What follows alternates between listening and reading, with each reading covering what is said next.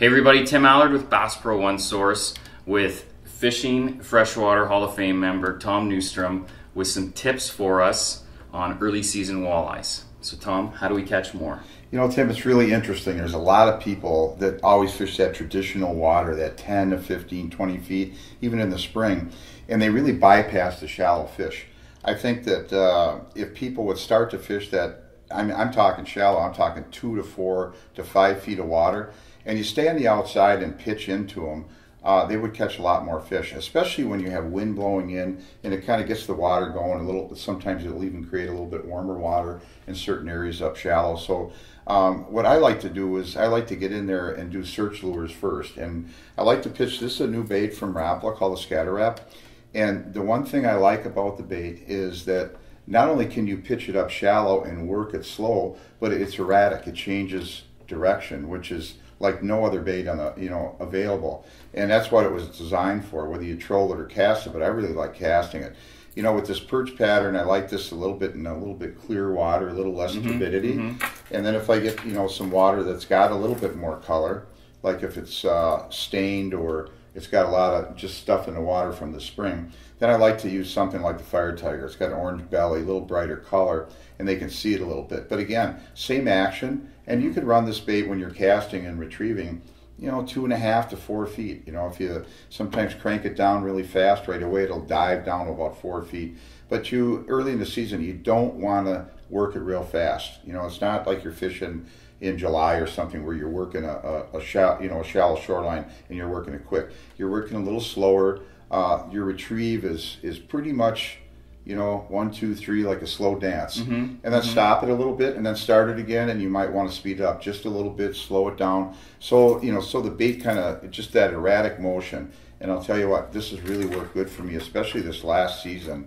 The Scatter Wraps were just really hot for me throwing up shallow. A lot of times Gotta have jigs. Gotta have jigs. Yeah, I mean, you know what? I've been a jig fisherman all my life, and I like to have that reputation as a good jig fisherman, which I do. But I do a lot of things differently with a jig. I work it differently. I don't work it just one way. I might swim it a little bit. I might hop it. I might pop it. But these Dominators and Moon Eye jigs from VMC, the thing I like about them is that they've got a kind of that eye. I love an eye on a bait. But just a short, a short shank one, I can put that minnow on them and butt the mouth right up to the edge of the head of the jig, so it's a little tighter profile, and I'll throw it up in there, and what I'll do is a lot of times in shallow water, I'll swim it to start with. And when I say swimming, I hold the rod tip up a little bit, and I reel it real slow, stop it, reel it real slow, so it kind of just goes through the water column like this.